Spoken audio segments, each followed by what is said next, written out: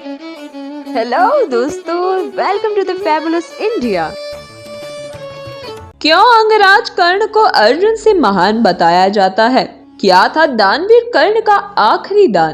दोस्तों, युद्ध का 17वां दिन खत्म हो चुका था। आज के युद्ध में कौरव सेना के तीसरे सेनापति महारथी कर्ण की पराजय हो चुकी थी।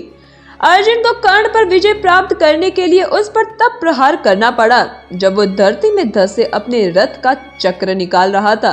इसी कारण युद्ध के पश्चात अर्जुन का मन अत्यंत व्यतीत था। तब श्री कृष्ण वहां आए और अर्जुन से दुखी मन से कहा कि आज महादानी कर्ण का भी पतन हो गया। कृष्ण को इस प्रकार बोलते देख अर्जुन को आश्चर्य हुआ। उसने सोचा था कि कृष्ण कर्ण को महावीर कह के संबोधित करेंगे, किंतु कृष्ण उसे महादानी कह रहे हैं। अर्जुन ने यह शंका कृष्ण के समक्ष रखी तो उन्होंने कहा कि कर्ण इस स्थिति में भी दान देने को सक्षम है। इस पर अर्जुन ने कहा, हे माधव, मुझे कर्ण की दानवीरता पर कोई संदेह नहीं, किंतु जो व्यक्ति अपने जीवन की अंतिम सांसें ले रहा है वो कैसे दान दे सकता है? इस पर श्री कृष्ण ने अर्जुन को कर्ण के पास चलने को कहा। श्री कृष्ण और पार्थ दोनों ब्राह्मण का वेश बनाकर युद्ध स्थल पहुंचे, जहां कर्ण अपनी अंतिम श्वास ले रहा था। अपने समक्ष ब्राह्मणों को देखकर कर्ण ने उन्हें प्रणाम किया और कहा कि हे ब्राह्मण देव, आपका स्वागत है। कहिए मैं आपकी किस प्रकार सेवा कर सकता हूँ?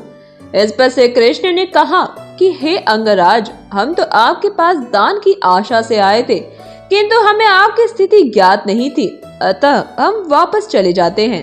इस पर कर्ण ने उन्हें रोकते हुए कहा कि हे ब्राह्मण देव, आप कृपया रुके। मैं आपका आभारी हूँ कि आपने मेरे अंतिम समय में भी मुझे दान देने का सौभाग्य दिया। मैं अवश्य आपको कुछ न कुछ तो जरूर दूंगा। ये कहकर कर्ण सोचने लगा कि आखिर इस समय वो इन्हें क्या दान दे सकते हैं। अचानक उन्हें ध्यान आया कि उसके 2 दांत स्वर्ण से मढ़े हुए हैं। ये याद आते ही वो बड़ा प्रसन्न हो गया। फिर उसने वहीं एक बड़े पत्थर से अपने उन दांतों को तोड़ डाला और उस पर मढ़े स्वर्ण को निकालकर उसे कृष्ण को दान देते हुए कहा, हे ब्राह्मण देव, इस समय मेरे पास दान देने के लिए इतना ही स्वर्ण है, कृपया इसे स्वीकार करें। इस प्रकार का दान देखकर अर्जुन की आंखें डबडबा गई, किंतु कृष्ण ने कहा कि हे महारथी, इतना स्वर्ण हमारे लिए पर्याप्त नहीं है, किंतु ये झूठा भी है और ब्राह्मण झूठा दान नहीं ले सकते।